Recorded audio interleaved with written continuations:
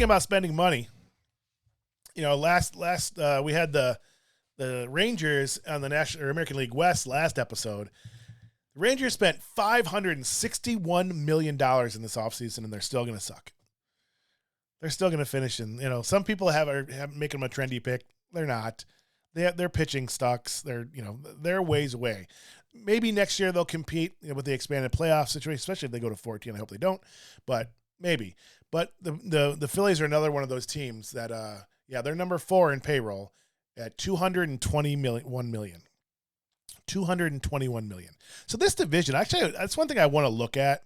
Let me go. I won't go back. I wanted to take a look at the overall payroll for this division. It has to be up there because even the Nationals, had like 117. They were 8, something like that, and Marlins had some. They were lower on the list, but these other teams have a lot of money in it. They have a lot of money in it. So this is one thing that's interesting to do is to compare that. But $221 million. Had some nice signings here as well. Obviously, they brought in Kyle Schwarber. Who else they bring in? I'm drawing a blank here.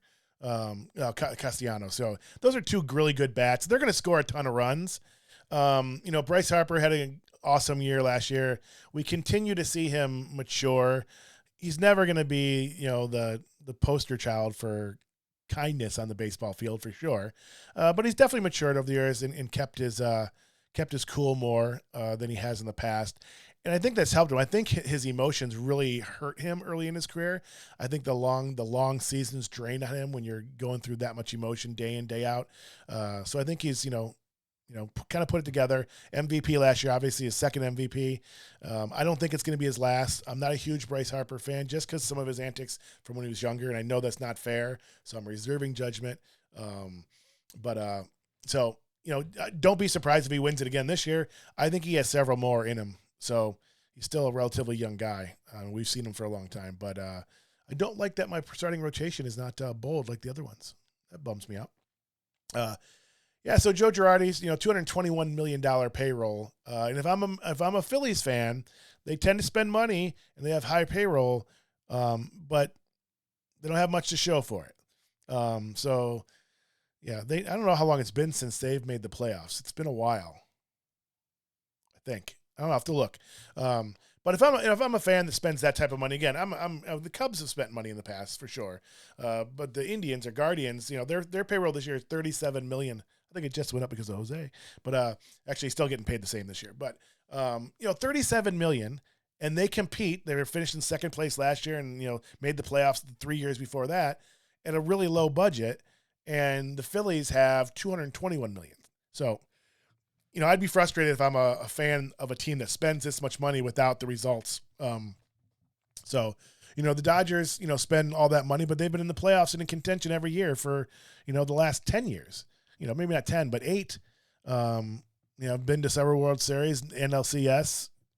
So, I'm okay with that. But what the Phillies have done, spending all this kind of money, and some other teams, without the hardware to show it, as a fan, that frustrates me. Now, this is a team that could go either way. It just seems like always something funny happens with this team. Their pitching staff is solid. They need to stay healthy on the pitching staff. I mean, their staff is not nearly as strong as their starting lineup. They may top the league in runs. They need to have health from their pitching staff, and they need depth and need innings. Their farm system is not only is it ranked low, they don't have a lot of arms in the farm system at all, and not ones that are really ready. They're going to stand out. I don't think they have any tier 1 prospects right now in their entire system. So tier 1s are players that you expect to play in the major leagues, make an impact, and be stars in the major league. So they have no tier 1 people in their farm system. Tier 2 is even weak. So they don't have a whole lot of help. They spend all this money, threw all their eggs in this, and maybe they continue to do that. I think we're seeing in this day and age in baseball with analytics how the importance of having the right people in the front office and in the scouting departments and things like that you can have long-term success and every year have a breakout year and maybe go all the way. But again, they draw. It's Philadelphia. They're great sports fans, obviously. So again, I haven't looked at attendance. That's one thing I would like to do. And maybe I'll do a little video on it at some point in the next week as I look at it and kind of analyze it. Because like the Rays, have this great team and great organization, and they're kind of the poster team for how to do analytics and stay relevant, and having, or I've talked about this several times in episodes, organizational flexibility. Because that organizational flexibility, when you need to move pieces in and out, shift things around because of an injury or players aren't panning out, having that organizational flexibility, and that means having the right players at the right time, always having that balance, and being able to do that really gives teams a success. And the Rays are so good at that. And then you have, other teams like the Phillies that don't. And not that they don't have homegrown talent that comes up and so forth, but not like, some of these teams. And I think you're going to see a lot of these teams that traditionally spend a lot of big money, except for maybe a few, the Yankees and Dodgers maybe. You're going to see more teams invest in the young GMs and the young talent in the scouting departments and analytics and things like that. Now, I am not a totally analytics guy. I'm a baseball guy, so I understand the analytics, and some of these things that I've always kind of looked at are now in that mix. And there's things that 20 years ago, 30 years in baseball, organizations didn't consider. I think that are really important. But I also think you need the right baseball people, the right baseball minds, and sometimes you have to go with your gut. Particularly from the manager's position. Definitely you're going to go with some trends and so forth on certain pitchers and hitters and so forth. But there's still a feel to a game that you need the right baseball mind to do that, and even you need some of that balance throughout your organization to kind of balance it. But I think you're going to see teams like the Phillies kind of shift gears in the next, 2 to 3 years as they're not getting where they need to be, and this $221 million isn't paying off. Now, are the fans going to flee drastically if they go from, wherever they were third last year, 2 games over 500? Do they finish in the cellar this year? It's Philadelphia. They're still going to draw.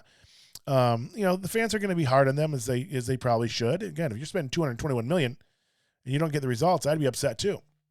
But they'll be back. They'll be back at any sign of hope. It's like hitting one good golf shot and ending on one good golf shot. You had a terrible round. You hit that one, it's like it brings you back. All they need is a flicker of hope with some young talent and starting to see some dividends on a shift in mindset in the organization, and they'll be back. So it'll be temporary if there even is a decrease in attendance, if that should happen. Just my 2 cents. All right.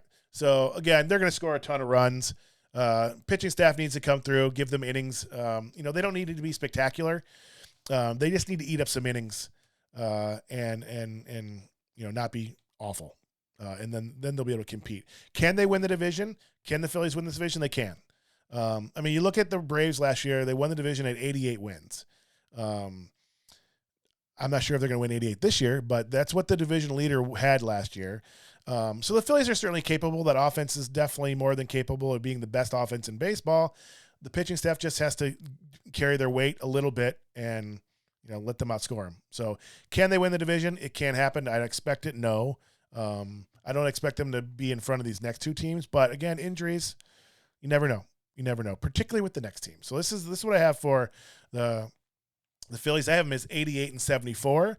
So again, the Braves won 88 games last year as first place. I have the Phillies in third place, winning 88 games this year. So 88 and 74, third in the American League East. Actually, I read it and I didn't change it, right? Damn. I hate when I do that.